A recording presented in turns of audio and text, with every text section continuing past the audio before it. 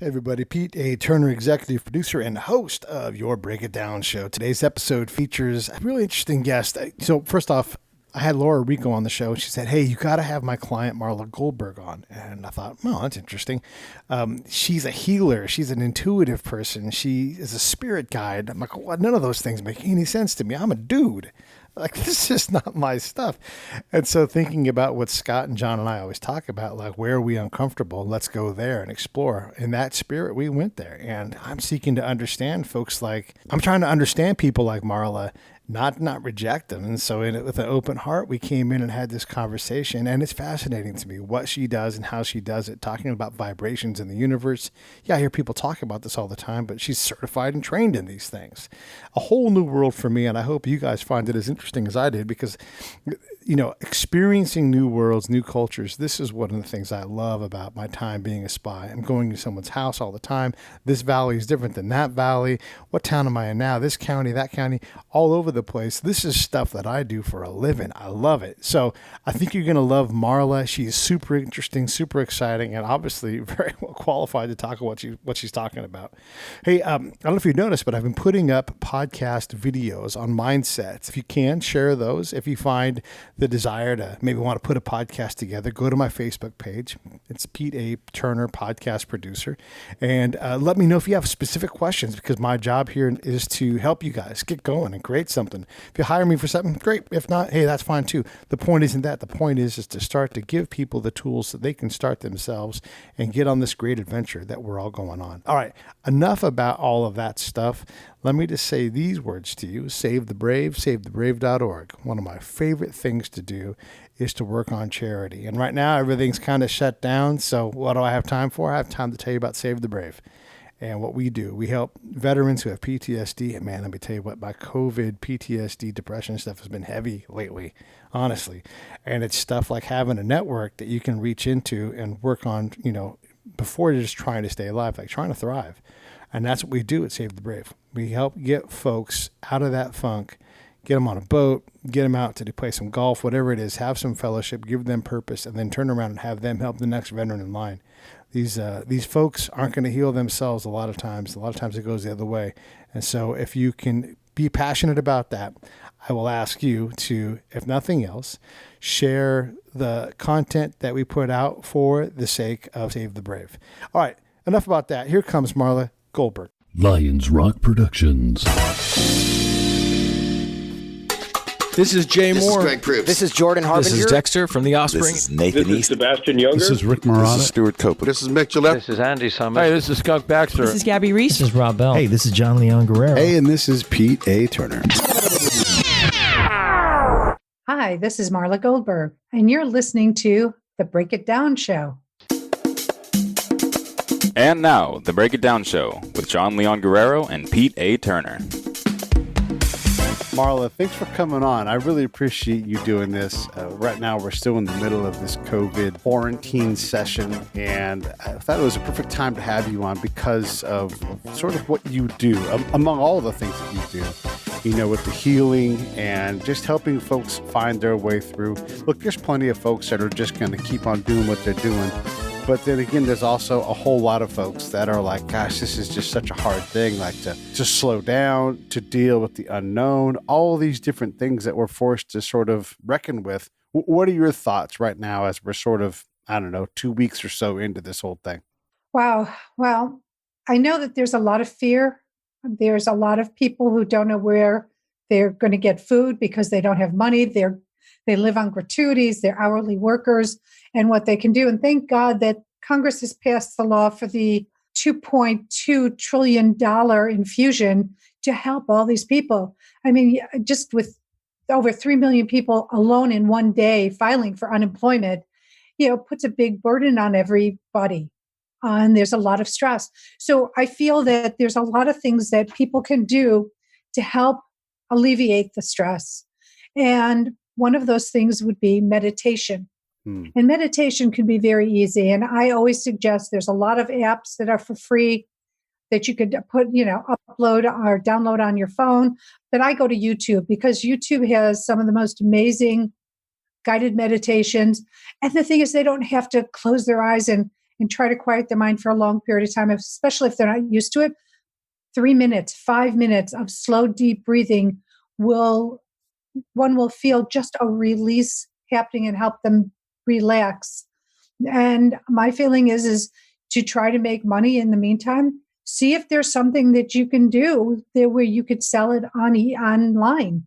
You could sell it on Facebook. Something simple, like I know body butters, body scrubs. I mean, if you have a couple of essential oils, which you can get at the supermarket, some sugar, some salt. Yeah, there's basic household items, and you can, again, look at on YouTube and find out how to make these things and develop their own. These are things that people would love. When we come out of this, if you have a surplus, you can sell it. Go to an art fair on the street and sell this and make up for the money you lost by not working. There are things like that I feel people can do. So just as a time of reflection and reinvention then, I guess. It's a recalibration because you can look at your life. This is a time where you can, look at yourself and say, do I like this slower pace? Do I want a slower pace in my life? How can I achieve it? Then there's, education. You can learn something new while you're taking this sabbatical from life. There's ways that if you wanted to learn Spanish, you can get online again and find a free Spanish education class, or French or Italian or art or whatever it might be, cooking. So you can cook something for people who don't know how to cook, who don't, this is your time to explore. It's a great time of exploration. Yeah, you're right about that. You're right. Like cooking at home is a thing that we all certainly can do. It takes, 20 minutes to 40 minutes to make a really great meal, And maybe that's your chance to make those videos you've been wanting to do about how to cook a meal. I mean, how fun is that? Just take the extra time to make it into a production and just play with it. Just simply play. Yes. And it's a family. Cooking can be a family gathering thing. Someone could dice and chop. Someone could mix. Someone can measure. I mean, everybody can have a job, and they all know that they've put their combined energy, because it does happen that whoever is cooking, their energy does go into the food. So if they're happy, it's in the food, because everything is energy, and it all goes into it. So this is a great way to have a family togetherness moment. And it's a memory because you can have fun doing it. I like it. Energy goes into the cooking of the food. Now, I know I enjoy cooking. Usually my girlfriend does most of the cooking because she has a certain way of doing things, and mostly I crowd that. So, but talk about that energy thing, because it definitely is a chance to do these things together. And again, this is another chance, because you don't always get to be home at the same time and plan these things. It really is fun to, if you're so inclined, to grab a glass of wine and slow down and just spend that time with each other. It's so easy to rush through life, It is. It's so easy to rush through life. And, my husband and I have very, very busy schedules. And so to go into the energy of the food, I know that when I'm cooking food, I am mindful of what I'm feeling at the time. If I'm triggered about something, I'm not cooking anything.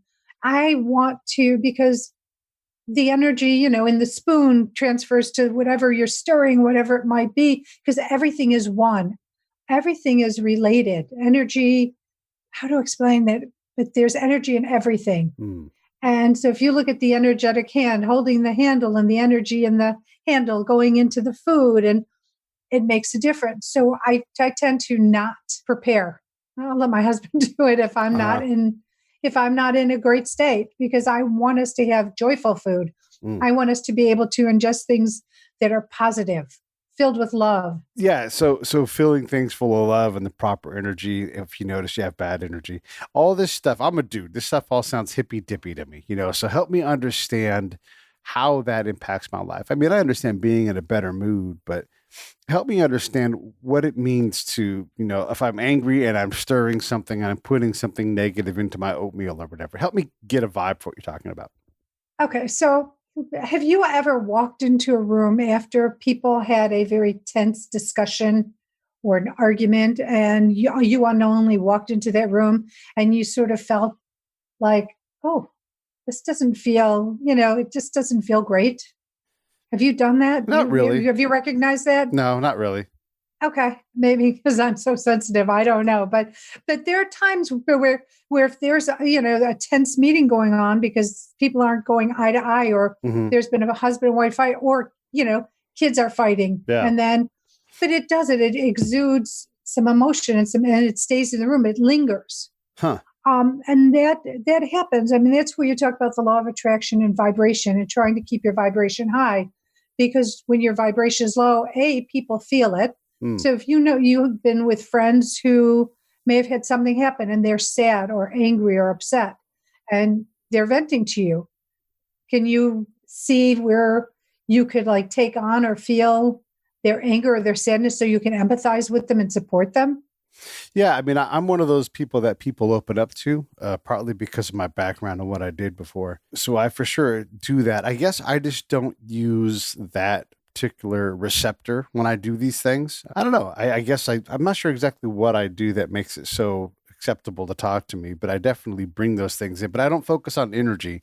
I guess maybe I focus on emotion or something else. I don't know. There's a lot of ways to do these things, but I am fascinated by the folks that feel those kind of things. And I'm certainly a people person. I get in front of someone and I'm trying to sort out how to work with that person. That's why it's interesting to me to talk to you about this, because it's such a foreign thing for me to consider vibrations and energy and those kind of things.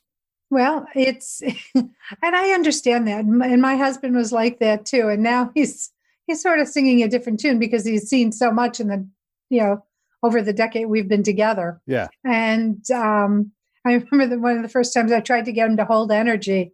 And he just would have none of it. But there's a way, if you're, a doubter, that you can hold energy, and this will take 3 seconds. Well, Mm-hmm. a little bit more than 3 seconds, but if you want to try it. But if you take your arms and you keep them about shoulder width apart, and then you slowly bring your hands together, don't let your hands touch, but you slowly bring your hands together, but like you're gathering, and then you get faster and faster, faster, faster, faster. And then at a certain point, you stop with your arms shoulder distance apart, and you slowly bring your hands, really slowly bring your hands in. You start to feel like you're holding a ball. You feel a tingling, like a resistance. And if you don't go through the resistance, that's the energy you've gathered just from the air. Mm-hmm. Mm-hmm. And it's I call it a party trick. It's not a party trick really, but it's a way of validating how you can, just by sweeping air together, condense it enough to be able to feel it. Interesting. Yeah, but you definitely, when you move your hands around, you feel like you're doing it. Well, Is that sort of the I've been on a boat all day feeling, where you're still rocking hours later because that energy has been into you? That's a different kind of inertia, that you happen when you're rocking and then your legs get on something solid. Yeah. And you feel wiggly. Yeah.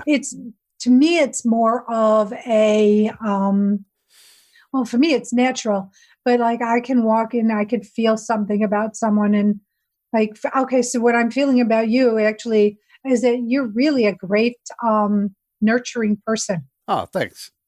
That you can really, nurture well. It may not be how most people feel, but I feel you have an innate sense to be able to really be a caretaker to the people you love, the people you care about in your world. Yeah. Well, I think that's pretty accurate. I mean, I always try to think about others and offer my help and assistance in whatever way it is, whether it's simply listening or if it's, picking up a couch, because it turns out I'm pretty good at picking up couches too. So you're muscular too. Yeah. I'm built to carry things. Let's go back to dealing with the COVID thing. And if you're in a house and there's energy, let's say everybody's just not used to being home at the same time. And, you're not doing your normal thing. So there can be a lot of, aggravation, not directed at anybody, but just at the situation. There's a lot of uncertainty, all of these things that we don't typically have to deal with at this level. What do you do? I mean, and I'm asking because I don't know. Do you just open the doors and windows? Do you go outside and shake it off? How does one reset the energy in a whole house full of people who aren't doing what they would normally do? Well, first, if you can open up a window and let the air just, clean, you just rush through. There's nothing better smelling, in my opinion, than once you can open up the window and it smells clean in your house because the stale air has been moved, which means the energy has also been moved and it's been refreshed a little bit. But there's things personally you can do. So might sound a little crazy, but moving your body is really important. Exercise. I joke about bring out your old Jane Fonda or Richard Simmons. Yes. But there's TRX. There's things that you can do at home. And again, YouTube. There are a lot of places that you can get home exercise and get guided. Yeah. But moving your body, singing, dancing. I've been picking up games from Amazon. I've been ordering games, and my husband and I sit and we have these question and answer games because it's like a get to know you thing. Because after a while, when you're sort of ships passing at a night, you lose sight of things. And so this is the time for us to recalibrate and reignite. And so I found a number of games on Amazon like that. And so we do that because he's tired of me beating him at backgammon. We play backgammon in our house too, and I'm the only person that really plays regularly, and so when I play, I have to play as like a teacher, and so it is funny because until you get caught up, there's a whole lot of crushing going on, like the feel for the spacing of the game and where things are going to be. It's not always fun for the person who's on the other end of the whooping, No, it's true, but you can make it fun. All right. How do you do that? Well, you could play strip backgammon. What that is makes it, well, when the person loses, they has to take off an article of clothing. Oh, I mean, hello. hello. That is more fun. I'm going to keep rolling these sixes. There you go. But I mean, it's just, you can make fun out of anything you want to do, but laughter, comedy is big. It raises vibration. I don't know anybody who ever feels sad when they're laughing. Yeah. That's pretty much impossible to do. Let's get into your book a little bit. First off, any book that has a swear word in it, you got my attention. So it's called My Fucking Long Journey to Loving Myself, A Guide to a Shorter Path. Perfect. Let's talk about that. First off, the courage to put the word fucking on the title. That's perfect. Tell me why you did that. Because I was talking to somebody and they said, what are you writing about? And I said, I'm writing about my fucking long journey because it felt, well, the journeys are long because they never stop. But from going from my dysfunctional side to doing a 180 in my life, that was it, because you're peeling back the layers. I call it the artichoke opposed to the onion. Okay. Because artichokes are layered, but you get to the heart of the matter. In the center is a heart. Yeah. So I like the artichoke analogy. But pulling back and getting rid of all these wounds and healing the wounds and the issues that you're dealing with, learning how to release, repressed anger and stress, because when you don't know how to positively release, and process what goes on in your life, people tend to repress it. And I was a queen repressor. Mm-hmm. And at the age of 27, all my repressions regurgitated on me. And I had, I wouldn't quite say a nervous breakdown, but I was at a really low time in my life, rebuilt myself, but it still wasn't in a healthy way, and made lots and lots of decisions that didn't serve me well. And when I started down my path through going to my first spiritual school, I learned forgiveness. And I learned how to not only forgive other people for the pain that I received, but I learned to forgive myself for the things that I did, like making those decisions that didn't serve me well. And then I learned how to accept myself, as I like to say, warts, wrinkles, and all, because these are not easy things to do. Most people will look at themselves, and of course you go into the area you don't like the most. So for example, women, it could be the thighs. It could be it could be anything with a woman, but you focus directly on that, the negative piece, instead of going, wow, look at those legs of mine. They carry me. They make me move forward. I'm so grateful for them. And it might sound very trite or strange, but there's an exercise that I suggest, and it's getting naked in the mirror and going, line item by line item through your body, thanking it and appreciating what it does for you. But and for some people it's hard. And if that's the case, keep your underwear on or put on, workout shorts and a top, but start appreciating it, because instead of saying, oh, I hate my face, I hate my eyebrows, I hate my hips, I hate my stomach because now I had a child and I have a belly. Appreciate it because it's part of what keeps you going. Yeah. Yeah. And then ultimately it brings you to a place where you learn to love yourself for who you are, the dualities, loving the negative parts of your personality as well as the positive parts, because they serve a purpose. Yeah. Well, and how often is our negative thing our positive thing, and vice versa, where the thing that makes us win is also the thing that crushes us, Exactly. Like I'm a very, I speak very directly. I don't know if you can tell that or not. And a lot of people sort of bristle by people who are very straightforward in their conversation. Mm-hmm. And I used to like, oh my God, this is who I am. How do I change this? And I realized I don't need to change. I'm not harmful. I just speak, very plainly. Yeah. And so for me, it's like, no, this is who you are. You're not hurtful. You're not trying to damage anybody. You're not being abusive. So, that's not your issue. It's their issue. Why are they bristling? How did you get to that spot though, where you accepted that that's what you were, and that you were good, and that you have good intention? Because that acceptance, I've got several friends who will ask me if the things they're doing are okay, and I'm like, yeah. Why even worried about it? Like, just let that go. Like, well, I just want to make sure it's all right. Like, they're so conscious of their acceptance to the outside world. It undermines their ability to do what they need to do. So going through all the things I've just shared with you, I came to a point in a realization that my intentions are always well placed. I'm not doing anything to be mean, cruel, rude. And I feel if you know that what you're doing is with a good heart behind it, then it's not bad. It's just when you're doing something to intentionally hurt someone, cheat someone, that's another story. And that's, no, it's not. But I know that what I do is to try to be the best for whomever I'm doing it for. Even in conversation, I'm trying not to be hurtful, but I'm trying to direct them to try to help their life. Sure. That makes sense. How do you recognize when your intentions aren't as good as you maybe believe them to be? Because we all have moments where we put ourselves first or take advantage of something. It's easy to not recognize that because you're taking care of number one, and there's also nothing wrong with taking care of number one. So how do you balance that part of your life out? That's a really great question. I pause before, if I think I'm going to do something and it's not, first of all, if I feel that what I'm doing is not of the highest good, I don't do it. But I do screw up. I'm a human being. I fuck up all the time.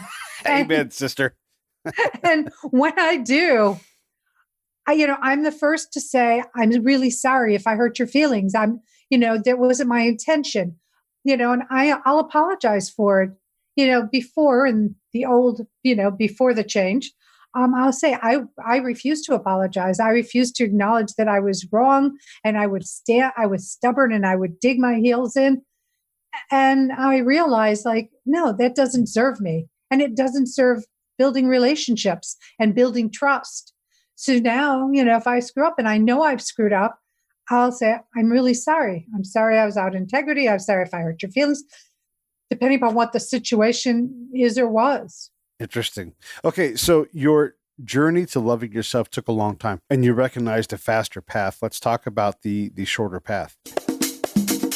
Hey, this is Pete A. Turner from Lions Rock Productions. We create podcasts around here, and if you, your brand, or your company want to figure out how to do a podcast, just talk to me. I'll give you the advice on the right gear, the best plan, and show you how to take a podcast that makes sense for you, that's sustainable, that's scalable, and fun. Hit me up at pete@breakitdownshow.com. Let me help. I want to hear about it. Your journey to loving yourself took a long time, and you recognized a faster path. Let's talk about the shorter path.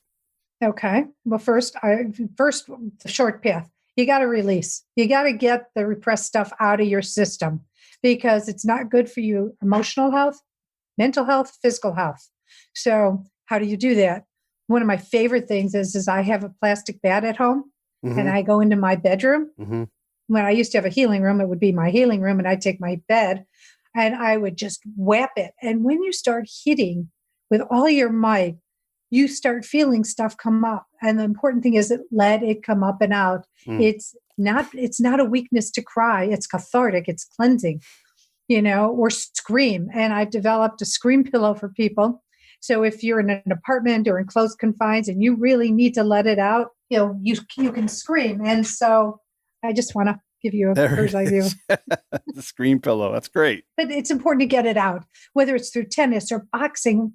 I used to play tennis and visualize the person or the situation on the ball. And when I served, I put all my might into it. And it just felt great because you never want to raise your hand to a human being, but you can certainly, raise your hand and beat the crap out of a heavy bag, or your mattress, whatever it is, but get it out, up and out. Start forgiving. Then there are many ways you can do it.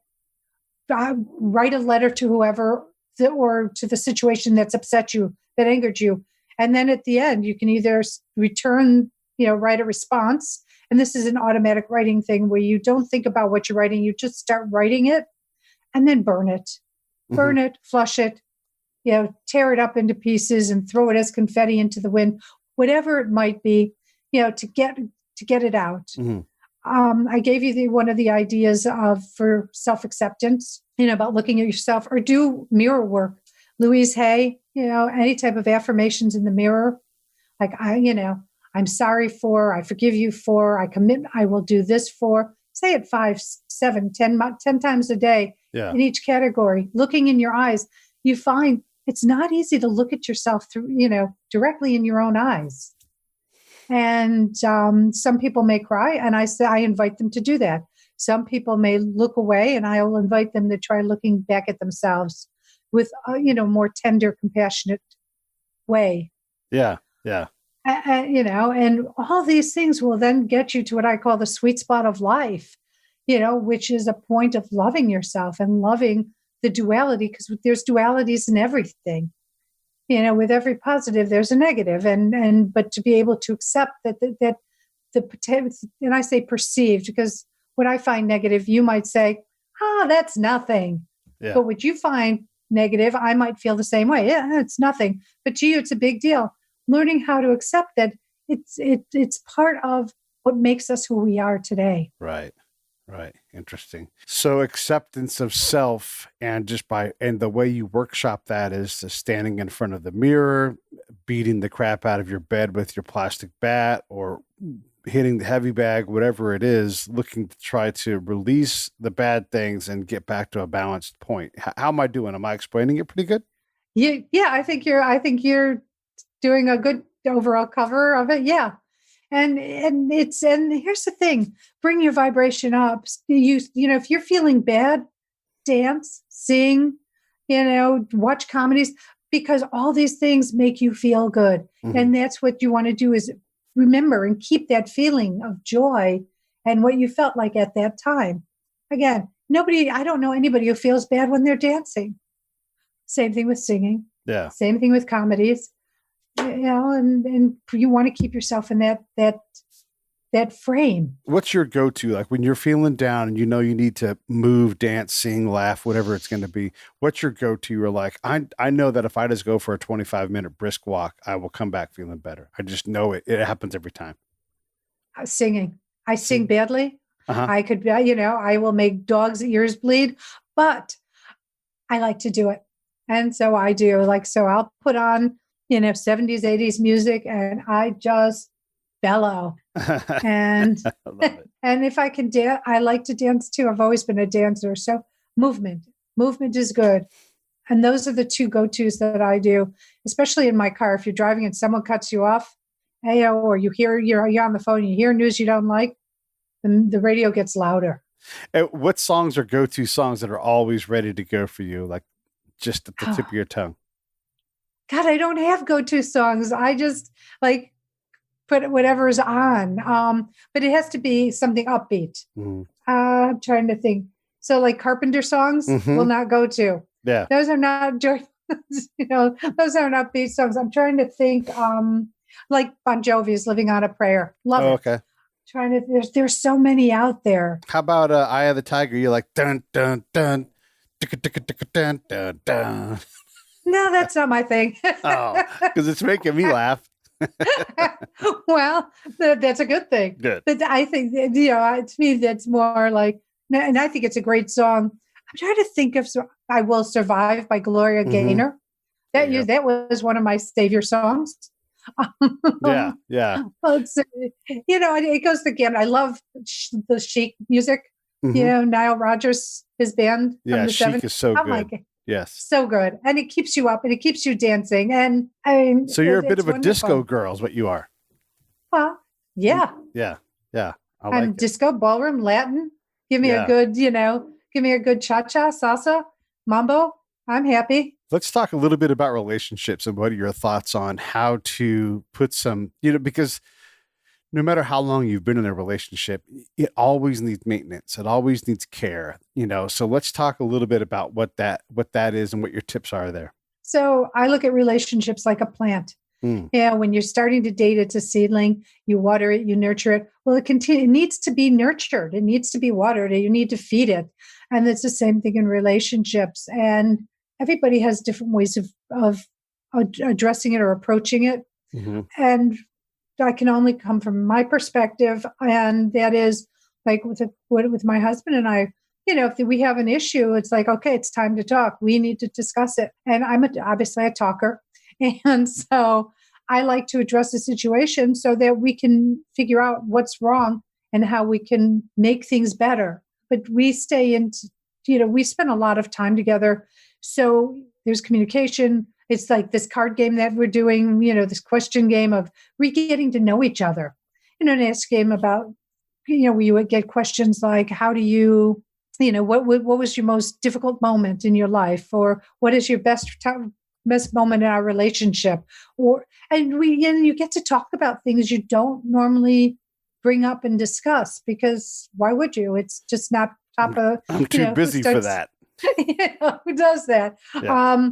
We definitely spend a lot of time when we're at dinner talking over things. He shares his life with me. I share my life with him. And what's nice is there's a respect aspect to us. And I think it's really important to be mutually considerate and mutually supportive of your partner. Because if you're not supportive and you're not considerate, well, let's start supportive. Well, if you're not supportive, your foundation isn't strong. And it starts, and what happens with a non-strong? It cracks, it crumbles, and then it breaks apart. So you can do things to keep your foundation strong through that mutual support of whatever they need. And it doesn't make a difference if the other person in the party finds it frivolous. If it's important to your person, your partner, be there for them. And if you find that what they're doing is overreacting, I would never say you're overreacting. I would say, can we look at this a different way? Yeah. And bring it in as a different perspective, because nobody wants to, feel like their feelings are being diminished or brushed under the rug. And I think that's highly important in relationships. Yeah. And consideration, treat your partner as you want to be treated. Right. Turns out that's still a good rule. That's why it's golden, Exactly. Yeah. Yeah, that's interesting. So with the COVID thing and coupling at a much more, higher proximity rate and everything, what about if it's not so good? Like, and you're starting from a point of a lot more damage, or just recognizing that you haven't done the work, and some real changes are coming, whether it's a significant amount of like a complete redo of the relationship or maybe the termination of it. Well, I'm not a doctor. I'm not a psychologist. And I have to preface that because this seems like more of a mental or relationship counselor kind of question. But I would say if the relationship isn't good, you either figure out how to live your life in that way. I'm a person who believes if the relationship isn't good and you can afford to get out of it, because many people stay in relationships because they can't afford the divorce. Right. And what I'm talking about is the aftermath. They can't live separately and be able to pay their rent or mortgage and live. The conversation, again, you can agree to disagree and coexist, but you have to understand where the breakdown came from.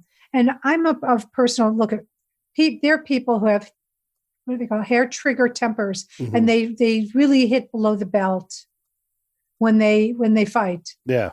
And my feeling is apologize. Yeah. Apologize. You may feel that you're right in your situation. You don't want to say that you're wrong. Then apologize for hurting their feelings. You don't have to apologize for the circumstance, but how it affected the person you can apologize for, because, vicious is vicious. There's no changing that. Yeah. And if you have to coexist, especially now, if you're under a roof and you don't want to be in somebody's, sight, go into different things, but still be considerate of each other. Yeah. Be respectful, be polite. There's no reason to be mean or rude to anybody. And if the relationship is fizzling out and you can't, obviously it's hard to do something today. So you have to sort of figure out how to ride this wave in a way that you can coexist. And how you do that is very individual. But again, a conversation of how you want to do it might be in order.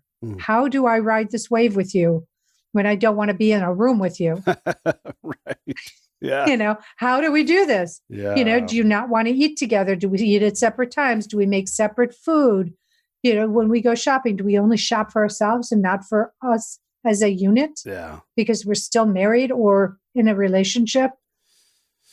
Again, I think it's just coming back down to being polite and considerate and communication. Communication. Yeah, which is always easier said than done, right? Because it requires, you have to surrender something in that communication. But that's where ego comes in, right? Okay. So when your ego is first and foremost, that's when you're like, nope, I'm not going to do it. I'm not going to say it. I'm not going to say I'm wrong under any circumstances. You don't have to, you don't have to say you're wrong, but you have to say, look, I know that we haven't been getting along, but we're in this situation together. How can we make this situation work for both of us? And that's where candidness comes along. This isn't about being a peacock and puffing out your chest and, pulling up your feathers, because we're all in this situation together. So how do we live together in this situation? And then how do you, this is a great time where you could start discussing what you might want to do in the future and how it affects you. And if it gets heated, excuse yourself. Don't call each other names. Right. Excuse yourself, go to separate corners and say, let's come back in 15 minutes, an hour, 2 hours, and let's see if we can't get through this. But sometimes it takes a lot of those separations and coming back to be able to start really moving forward in a positive way. Yeah. That's a good point. Taking a break, because you get down that road where your ego does get out a little bit too much. Hey, as a fellow mistake maker, I constantly learn things about myself and I relearn things and, I rediscovered things. What are some things that you personally have figured out either for the first time or refigured out in the recent past, especially since the whole COVID thing has started?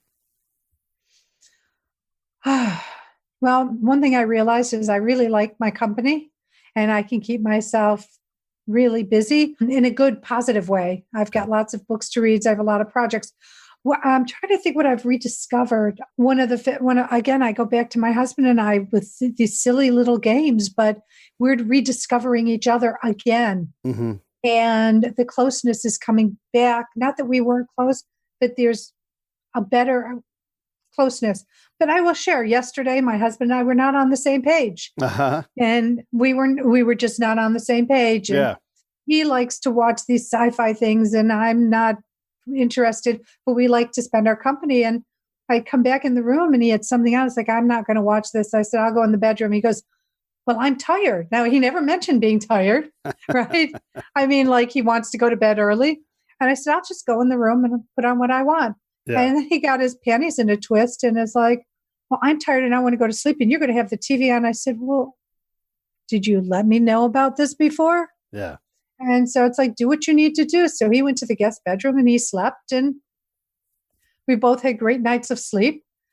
And we came downstairs and we reset. And I told him about lack of communication. Yeah. You did mention this. I am not a mind reader. Right. And I do have a habit. Like, I'll go into our bedroom about 30 minutes before he joins me, just so I can have my own time. Right.